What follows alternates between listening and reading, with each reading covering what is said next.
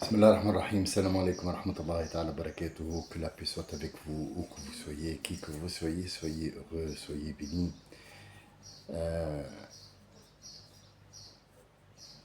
J'ai souhaité l'Aïd à tout le monde, malgré que ce souhait que Aïd comme Mabrouk, Aïd Mabrouk, je sais pas quoi, ça ne sert pas à grand chose en fait. Euh, Logiquement, ça ne sert pas à grand chose, mais l'acte que tu as accompli dans cette Aïd, est-ce qu'il va? Est-ce que tu l'as fait? Et donc, dans ce sens-là, tu peux dire à quelqu'un, j'espère que cet Aïd soit une baraka pour toi, parce que tu as accompli, ou tu as fait, ou tu vas faire, ou que tu as reçu, même les gens qui n'ont pas de quoi donner, mais qui reçoivent aussi, c'est une baraka, c'est quelque chose que tu as reçu, donc tu loues Dieu pour ça et tu remercies tes, le mot, si le mot est juste frère et sœurs, euh, t'ont donné. Alors, maintenant le mot frère devient un guet-apens, on est bien d'accord. Le président a écrit comme si le président était un prophète, donc il ne doit pas dire le frère, parce que le mot frère rentre dans le weshisme, le wakisme, le woukisme, l'islamisme, l'antisémitisme, tout ce qui est asmisme et connerytisme. Donc le isme à la fin, c'est comme si c'était un produit pharmaceutique, hein, clair, net et très précis. Donc je n'ose même plus pas appeler quelqu'un et lui dire oui frère, parce que j'ai peur qu'on me dise ah ouais, le terrorisme. Donc en fait, on a basculé dans le monde du n'importe quoi à partir de, moi je l'expliquais, à partir de Aïd Mabrouk, Salam alaikum, tout ça, ça sert à rien en fait. C'est ce qu'il y a derrière qui sert. C'est pas ce que tu as prononcé qui sert. En tout cas, j'espère que votre Aïd a été des plus beaux, même si la vie n'est pas tendre avec nous, c'est nous qui avons fait que la vie soit comme ça. La vie n'a pas changé. J'entends beaucoup de gens qui disent oui, tout a changé, mais il n'y a rien qui a changé. Le soleil se lève toujours du même endroit, il a la même chaleur. Ce qui a changé, c'est que quand tu avais une température chez toi de 10 degrés et que tu as fait par exemple une isolation, c'est tout à fait normal qu'après l'isolation, il y a des degrés qui tombent, donc en fait, ou qui s'élèvent. Donc au lieu de 10, tu vas avoir 13. Allez, ne soyons pas très... voilà. Hein, comme dirait notre ami à qui je vais revenir maintenant et répondre, euh, cette terre est hexagonale.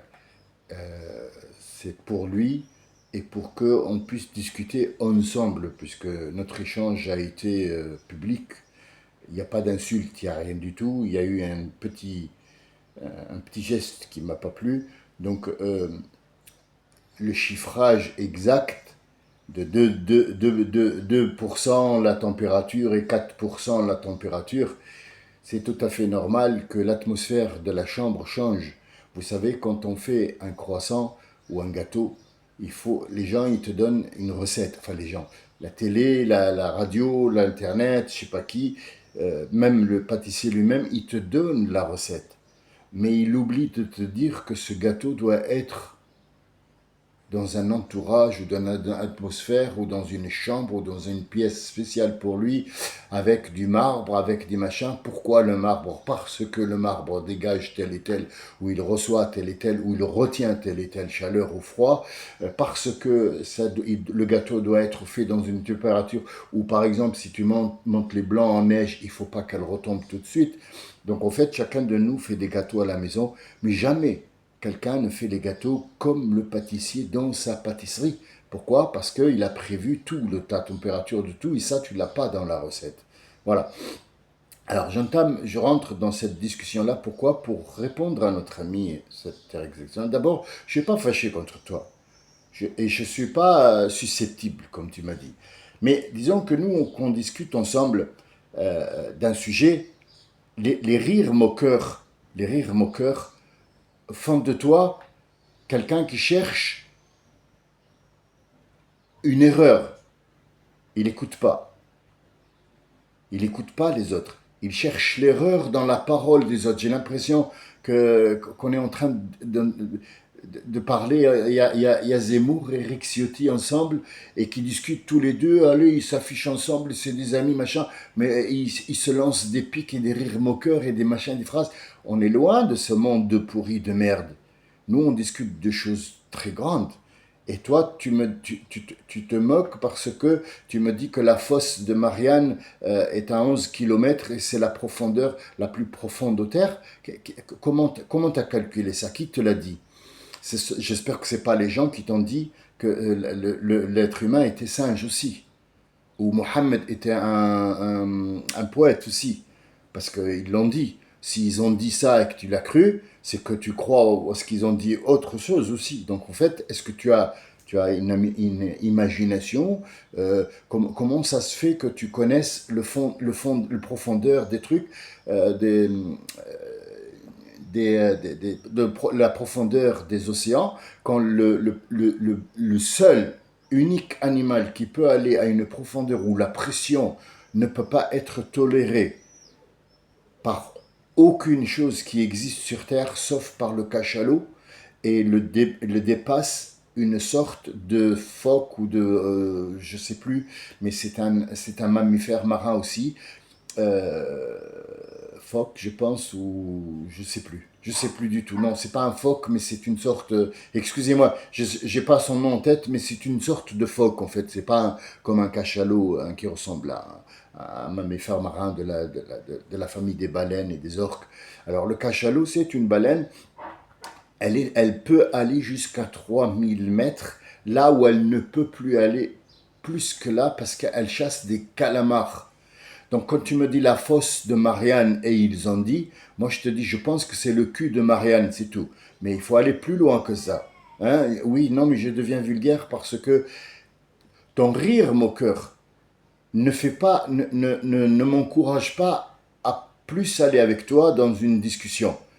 Parce que parfois tu me dis, Allah il a dit, et eux ils montent, et tu reviens directement, tu me dis, non, la phase de Marianne, ils ont dit que, alors t'es pas à ta place en fait. Tu sautes d'endroit à endroit et on a du mal à te suivre. Moi, je suis clair avec toi. Je te dis que tu ne connais rien du tout des océans. Jusqu'à aujourd'hui, nous avons connu que 1%. Le cachalot, on sait qu'il va à 3000 mètres. Comment on le sait? Comment on le sait? Ah, tu vas me dire, oui, mais il y a des appareils qui ont été fabriqués. Des appareils fabriqués par qui? Pourquoi tu fabriques un ordinateur qui va te dominer? Dis-moi. Dis-moi. Est-ce que Dieu t'a fabriqué pour que tu fabriques. C'est-à-dire, si Dieu t'a fabriqué, t'a créé, donc il va te donner une puissance que tu peux devenir toi, tu vas détruire Dieu, c'est ça? C'est pas logique ce que tu racontes en fait. C'est pas, ça rentre pas dans un cadre d'une discussion avec une compréhension. Tu veux des chiffres exacts. Les chiffres exacts, tu peux pas les avoir, à moins d'avoir étudié le Coran bien comme il faut. Tu comprends, mon ami? Donc, en fait, avant d'attaquer ou d'avoir des rires moqueurs, je sais pas, moi, je t'ai toujours respecté depuis le premier jour, et c'est des manières de petits gamins de 3 ans, 4 ans, à qui tu dis ne touche pas, tu vas te brûler. Si tu touches le, il rigole, il se moque de toi, il met sa main jusqu'à ce qu'il se brûle. Puis après, il commence à pleurer. C'est ça, cette attitude-là, moi, je la tolère pas quand on discute. Tu peux être comme ça, si tu es comme ça dans ta vie, euh, tu es libre. Donc, mais n'apporte pas ta façon ou ta manière de vivre dans une discussion qui est extrêmement importante. Nous parlons d'une création. Et toi, tu me parles de Marianne. Alors, Marianne, je ne sais pas ce qu'elle fout au fond de l'océan, mais sache qu'il y a plus profond que ça. La Terre, tu ne sais pas le diamètre exact qu'elle a. Même si tu lances un navire pour tourner tout autour chaque seconde et il va, je ne sais pas, analyser par sondage et par je ne sais pas quoi, tu n'auras pas des chiffres exacts. On a vécu pendant beaucoup d'années. Voilà, avec toi, il faut utiliser le mot beaucoup. Il ne faut pas donner un chiffre exact parce que sinon, tu vas chercher. Tu me rappelles quelqu'un, c'est le fils d'un ami qui est venu, donc lorsque je donnais des petites discussions aussi à leurs enfants, comme ça, on se réunissait le mercredi pour pouvoir discuter de tout ça et leur donner une autre façon de voir les choses, sachant qu'ils ne l'utiliseront pas parce qu'ils vont sortir dans un monde réel où il y a d'autres enfants et puis que moi, je suis le vieux, enfin, je n'étais pas vieux à l'époque, mais euh, il nous bassine avec ces histoires que Dieu donne 10 hasanat, 10. Alors, un deux il a fait le calcul. J'ai dit, Allah subhanahu wa ta'ala, il nous dit que si jamais tu fais une bonne action, cette action sera multipliée par 10 et elle sera multipliée par 700. Donc, imagine si tu fais, et je m'en rappelle comme maintenant, c'était une nasi, imagine que si tu fais par exemple, je sais pas moi, 50 hasanat, ça fait beaucoup, beaucoup de mille, 3000 ou 4000. Alors, il a sorti sa calculette, il a commencé à calculer, il s'est levé, il a dit, ouais, ton histoire, elle tient pas debout, tu nous dis 5000 hasanat, puis tu nous dis fois 10, les mathématiques, voilà, j'ai même la calculatrice, elle a dit que c'était faux ce que tu as dit, et il est parti. Bon, il a été réprimandé par son père, mais je ne l'ai plus du tout accepté. Pourquoi? Parce qu'en fait, il est bloqué sur ce qu'on lui a appris à l'école. Il n'est pas là pour ouvrir son esprit. Et ouvrir ton esprit, il faut que tu sortes le calcul. Il y a une ayah coranique qui est très importante et qu'on lit tous les vendredis, absolument qu'on doit. C'est écrit, c'est la sourate, elle s'appelle le vendredi. Le vendredi. Qu'est-ce qu'elle raconte cette sourate? Elle dit, Bismillah ar-Rahman ar-Rahim, ya Muhammad. Et les juifs qui ont dit que le prophète était ummi, et ceux qui sont avec lui sont des ummiyin. Alors, qu'est-ce que ça veut dire ummi? Ummi, ça veut dire quelqu'un qui n'est pas allé à l'école. Donc, pour eux, c'est eux qui l'ont appelé ummi. Il y a une grosse faute que vous commettez tous en tant que vous êtes, vous dites que le prophète, malgré qu'il était ommi, il avait la science. Non, attends, quand on est ommi, on n'a pas la science. Ommi, ça veut dire quelqu'un qui n'a pas eu d'éducation, il n'a pas de... Et Dieu l'écrit en toutes lettres, toutes lettres. Il se moque, Dieu se moque des gens, spécialement dans ce truc-là, qui dit que Surat parle de comment, à cette époque-là, les Juifs se moquaient de lui, ils disaient qu'il est ommi, et pourtant il leur a appris, il venait lui dire, si tu es vraiment un prophète, dis-nous, qu'est-ce qui s'est passé, tel et tel et tel et tel, et il leur dit, Dieu lui disait, ils vont te poser la question sûre, dis-leur ça, parce que Dieu les connaît très bien, qu'est-ce qu'ils attendent comme question, donc il leur dit, à travers Mohammed, sallallahu alayhi wa sallam, parce que Mohammed n'existait pas, à l'époque où il dit, alors si tu es un vraiment prophète, dis-nous ce qui s'est passé avec Ibrahim. Je ne sais pas si tu as compris, en fait, maintenant, la discussion sort de chez toi pour te dire que ton attitude n'est pas digne de quelqu'un qui veut vraiment discuter, mais je ne suis pas fâché contre toi, il n'y a pas de souci, tu peux me poser une question ou discuter avec moi, ou même de me démentir, mais c'est... ça, ça sert à rien, ça sert à rien du tout, ça m'énerve même pas, mais je te sous-estime beaucoup, énormément. Beaucoup, beaucoup, beaucoup, beaucoup, beaucoup. T'as même pas idée. En fait, t'es plus crédible chez moi. C'est ça le problème. C'est que je voudrais te monter à un emplacement où tu deviens crédible. Pourquoi? Parce que tu prends l'information.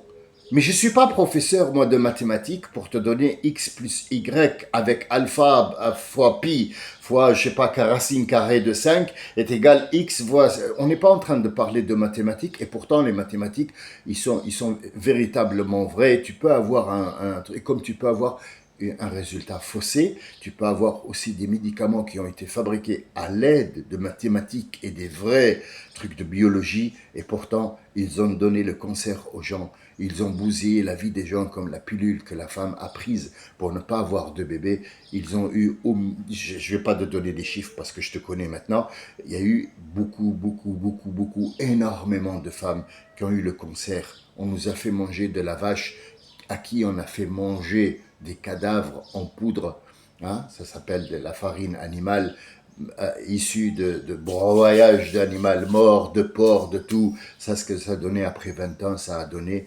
l'Alzheimer qui n'existait même pas à l'époque, la maladie de Jacob, je sais pas quoi, Parkinson, à cause de cette histoire de vache folle. Tu veux le croire, tu veux pas le croire, c'est à toi de voir les choses, c'est pas à moi de te venir de te convaincre de ces choses-là qui existent vraiment, mais apprends à discuter avec les gens, c'est très important d'écouter l'autre et de ne pas chercher où il va commettre la faute, parce que sinon tu deviens un ennemi. Mais revenons à Sourate al-Jumu'ah.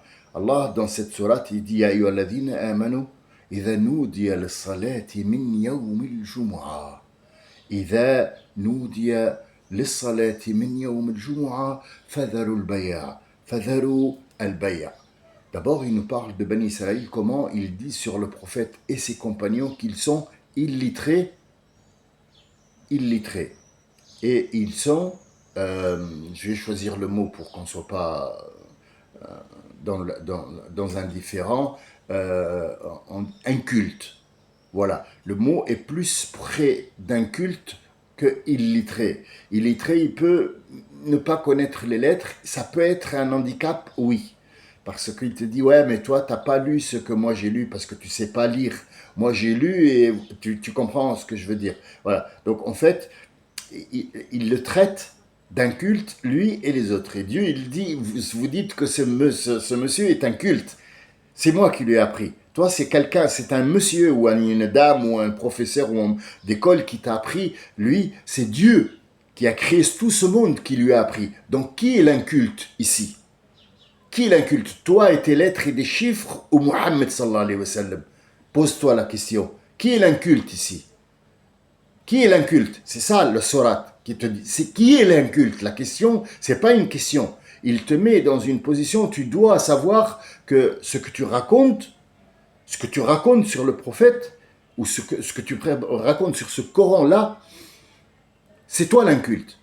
Avec tous tes livres, avec tous tes savants, ton Einstein, ton je sais pas quoi, tous les gens qui ont écrit et font des médicaments et du plastique. Nous, on boit du plastique. Tu es au courant? Tu es au courant? On boit du plastique. Est-ce que tu es au courant? Tu n'es pas au courant. Dieu, il est au courant, il nous a dit. Il nous l'a dit. Mais tu sais, bien sûr, tu sais pas où aller chercher dans le Coran. Donc tu dis, ouais, Dieu, il parle de la bouteille en plastique. Non, parce que tu es un culte. C'est toi l'inculte. C'est pas ni moi ni le Coran, on n'est pas un culte. Ça, haba'at de plastique que tu bois, tant l'eau est dans la bouteille et tant il s'imprègne. Pourquoi? Parce que l'eau est intelligente. Il va prendre la molécule, il va se transformer comme, oui, je vais le dire, mais tu vas rigoler, mais bien sûr, mais je parle un langage simple pour des gens qui ont la simplicité d'esprit, de voir les choses simples, pas plus compliquées que ce qu'on nous raconte et qu'on nous bassine. Les barbapapas, qui ne connaît pas les barbapapas? Ils se transforment à volonté, court long carré. Eh oui, cette image-là, prends-la sur l'eau. L'eau, il prend forme, moléculairement parlé, de tout ce qui l'entoure. Donc en fait, quand tu mets une gousse d'ail dans un verre d'eau dans le frigo, le matin quand tu bois, l'eau, les molécules, il s'est trouvé dans un... Pourquoi au frigo? Pourquoi pas dehors? Parce que dehors, il s'imprègne aussi d'autres, donc ça va être un mélange. Mais quand il est dans le froid, il s'imprègne de ce qu'il a à l'intérieur seulement. Le froid l'empêche de devenir ou de faire. L'empêche de devenir ou de faire. L'eau est toujours froide en bas. Pourquoi il est froid en bas, l'eau, dans les cavités? Est-ce que tu peux te baigner dans une source qui vient dans une cascade? Dis-moi, il fait 40 degrés. Il fait 40 degrés dans l'air. Et tu retrouves par exemple sur l'île de la Réunion, ou l'île de je sais pas quoi, ou l'île Maurice, ou même en Afrique du Sud, ou en Afrique centrale.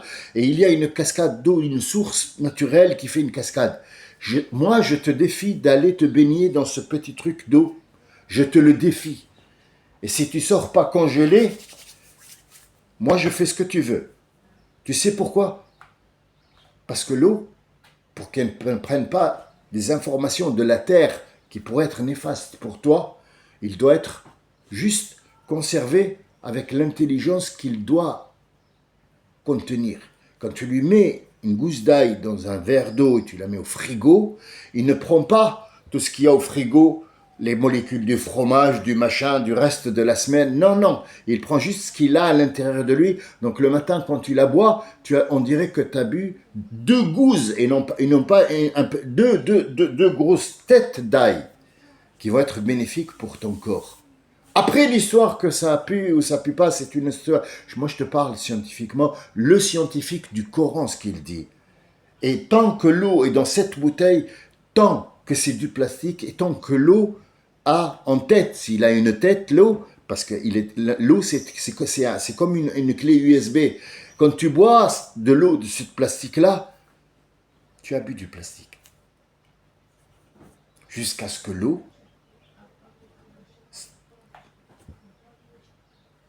hop, il rentre dans le corps et il se dit, tiens, je vais prendre les molécules du corps. Mais c'est trop tard. Il a donné une fausse information à ton cerveau, enfin, c'était un cerveau, à ton cerveau, et qui a dit, attention, il y a pip, alerte. Et donc la plupart de nous tombent malades après 20, 30, 40 ans à cause de cette bouteille et de tout ce plastique qu'on porte et qu'on s'habille et qu'on vit avec. Les claquettes sont en plastique, la couette est en plastique, l'oreiller est en plastique, tout est en plastique. Donc en fait, d'ici 20 ans, 30 ans, on sera tous malades du cancer si on fait rien.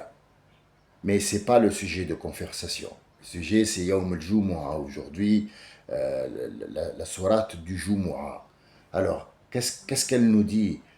Il commence à dire que les Juifs, ils ont dit tel et tel sur le prophète, comme quoi le prophète était inculte, lui et quand tu es debout pour leur parler, pour faire le prêche, ils te laissent debout et ils s'en vont parce qu'il y a de la musique qui est pas, ils te laissent debout tout seul en train de raconter pour eux des choses qui les intéressent pas. Ce qui les intéresse, c'est al-hija, al-haraj, ça s'appelle. Tout ce qui a un concert. Il y a des gens qui sont rentrés, un jour, il était debout en train de prêcher le vendredi, la salette du vendredi, et ils étaient tous assis en train d'écouter, et il y a une caravane qui est rentrée en faisant de la musique. Donc on a des produits à vendre, donc ils l'ont laissé et ils sont partis. Et Dieu l'a écrit dans le Coran pour que nous sachions que ce que tu vas chercher, tout ce qui est chez vous finit par finir. J'ai bien dit finit par finir, ouais. Mais ce que Andallah ne finit jamais. Donc ne t'inquiète pas pour ceux qui sont partis, c'est pas de ta faute. Continue le message pour lequel je t'ai envoyé et ne te fais pas du remords pour eux, ni pour ceux qui ont dit que tu étais inculte. Parce qu'être inculte, être instruit par Allah, je ne pense pas avoir mieux à te donner, ya Muhammad. Alayhi salatu wassalam. Nous sommes effectivement maintenant un peuple avec l'informatique, avec tout ce que tu sais, la fosse de Marianne et le cul de Marianne, on est tous incultes, on est devenus tous incultes. C'est incroyable à chaque fois que tu te trouves tout seul en train de méditer sur quelque chose, il y a sûrement le malin Iblis qui vient te dire, viens à la télé, il y a une nouvelle chanson de Louane. Maman, et du sable et je sais pas quoi, et elle rentre dans le sable, des conneries à dormir debout. Et puis elle est payée pour ça en fait, elle devient riche en argent, mais pas riche à l'intérieur. Et donc il te dit, quand le Jumu'ah vient, à chaque moment de ce jour qui est sacré, et que tu as un appel à la prière, min yawm al-Jumu'ah, ce n'est pas la prière du vendredi, non. C'est pas la prière de midi. Non, ça si vous voulez, c'est une mise en place faite par Allah Azza wa Jal à son prophète pour qu'il puisse les rassembler une fois, ne serait-ce qu'une fois par semaine. Il faut qu'ils se rassemblent. Mais la prière du vendredi, c'est pas elle qui est importante. Ça, c'est le rassemblement qui est important. Mais la prière, toutes les prières du jour du vendredi jusqu'à l'Asr, où le soleil décline, c'est fini, on rentre de le samedi. Donc, إِذَا نُودِيَ لِلصَّلَاةِ مِنْ يَوْمِ الْجُمُعَةِ. C'est pas إِذَا نُودِيَ لِلصَّلَاةِ du Jumu'ah. Non. Du jour du vendredi. Chaque chaque prière du jour du vendredi où tu entends l'appel, arrête de compter. Mais il n'a pas dit compter. Il a dit Fadharul Baya. Oui, la vente. Moi, je ne vends rien. Où il y a une faute dans le Coran, c'est moi le problème. Et généralement, c'est moi le problème. Donc, Dharu al-Baya. Dhar, ça veut dire ne t'occupe plus de ça. Allah Azza wa Jalla, il a parlé dans un autre verset à son prophète, il lui a dit Dharni, wa man khalaqtu wahid. Le prophète a voulu intervenir en faveur de quelqu'un en tant que vivant. Il a dit Ya Rabbi, peut-être que, je sais pas quoi, par gentillesse, parce que le prophète était tellement aimant pour la Ummah, pour tous ces êtres humains, que son humanité et sa grandeur d'âme a fait en sorte qu'il demande à Dieu de pardonner à quelqu'un. Il lui a dit Dharni ya Muhammad. Je t'entends, je t'écoute, je te donne ce que tu veux.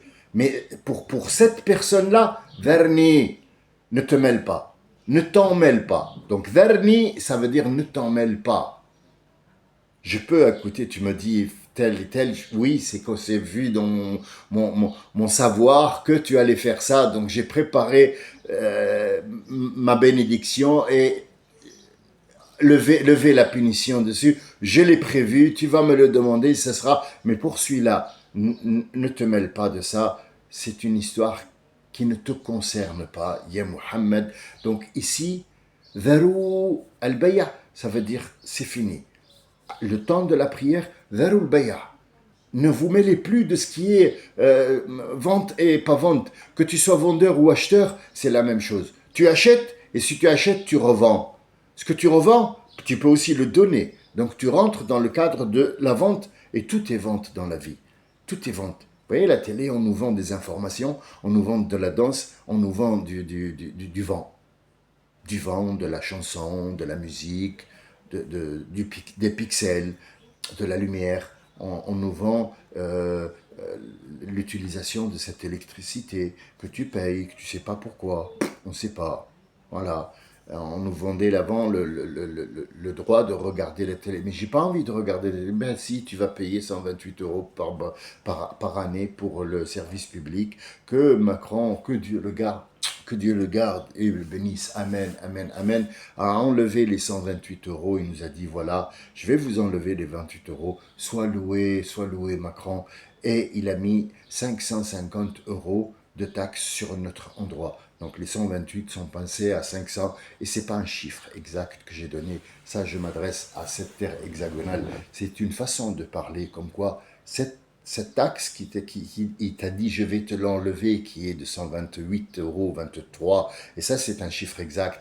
Il l'a gonflé à bloc, elle est devenue plus que ça 3 fois ou 4 fois et il l'a mis sur un autre produit, ça sera la même chose. De toute façon, c'est une façon intelligente de prendre cette taxe que la plupart des gens ne payent pas, y compris moi. Je ne l'ai jamais payée, j'ai reçu des amendes jusqu'à aujourd'hui, je ne suis pas en mesure de la payer du tout. Tu ne m'imposes pas la télé, j'en ai rien à foutre de tes chants et des gens qui sautillent de part en part. Donc en fait, voilà, c'était tout ce que je voulais dire aujourd'hui. C'est pas grand-chose, on n'a pas pris à grand-chose, mais je voulais pousser un coup de gueule pour... on est une petite, si vous voulez, un petit groupe de gens qui discutent. Je ne suis pas un professeur. Wallahi, je n'ai rien d'un professeur. Je suis tellement inculte, et je le dis sincèrement, je suis inculte par rapport à ce qu'il y a encore à découvrir. Tous les jours, je me dis, putain, j'y arriverai pas. J'ai pas le temps de savoir, j'ai pas le temps de connaître tout ça. Quand tu te plonges sur une banane, d'où elle vient cette banane? À l'origine, c'est un gazon préhistorique qui maintenant nous donne des bananes, comme la fougère. La fougère, c'est la première plante qui a poussé dans ce monde-là, qui est la fougère, et que à partir de cette fougère-là, c'est pas elle qui va nous donner à manger, mais cette fougère-là, elle va faire des racines, et elle va commencer à fouiller avec ses racines la terre pour manger ce qu'il lui faut et rejeter ce qui lui est. Et ce rejet-là va donner naissance à une autre plante, et ainsi de suite, jusqu'à avoir un gazon qui va donner comme fruit une banane que Dieu évoque dans le Coran. Il n'évoque pas la banane parce que c'est une banane. Il évoque d'où vient cette banane et le trajet qu'elle a fait. في سدر مخضود وطلح منضود سورة الواقعة وطلح الطلح c'est la banane mais il parle pas de mandoud regarde le trajet qu'a fait cette herbe pour te donner un truc et dis-moi est-ce qu'il y a vraiment un Dieu? C'est pas une question. C'est pas une question. On y passe 50 milliards de fois. C'est une façon de parler 50 milliards de fois. C'est pas un chiffre exact sur cette haie. Mais on n'a jamais regardé là où il faut. Je vous souhaite encore, parce que l'Aïd c'est 3 jours, hein, on est bien d'accord. Je vous souhaite encore de bonnes fêtes. Je suis content de vous avoir parlé. Quand je ne vous parle pas une fois dans la journée, il me semble que je ne vous ai pas vu. Ça fait très longtemps et j'ai hâte de discuter, mais parfois il y en a un qui te, voilà, il te ferme complètement. Donc si ton intention est de discuter avec nous, tu es la bienvenue. Les trucs de moquerie et de machin et des pics et des tas machin, on n'est pas des gamins de 7 ans. Laisse-nous si tu n'as pas envie, ou alors parle comme un homme vrai. J'en doute pas hein, que tu es un homme, je te manque pas de respect, mais je te dis, l'homme, c'est pas l'homme qui a des moustaches ou qui est viril. Non, l'homme, c'est celui qui a une responsabilité. J'espère que la prochaine fois, je vais vous parler de Qawm. Qawm. Qu'est-ce que c'est Qawm, Qayyam, Qayoum, Yawm al-Qiyama, Qiyama, l'homme et Qayoum. Je vais vous parler de tout ça, vous allez voir que je ne pense pas qu'on a la même euh, compréhension du mot qiyama et vous allez peut-être apprendre quelque chose, Inch'Allah. Salam alaikum wa rahmatullahi wa barakatuhu. Soyez heureux, continuez à faire l'Aïd jusqu'à ce qu'on se revoie peut-être tout à l'heure, peut-être ce soir, peut-être, sait-on jamais, en vrai, un de ces jours. Salam alaikum wa rahmatullahi wa barakatuhu.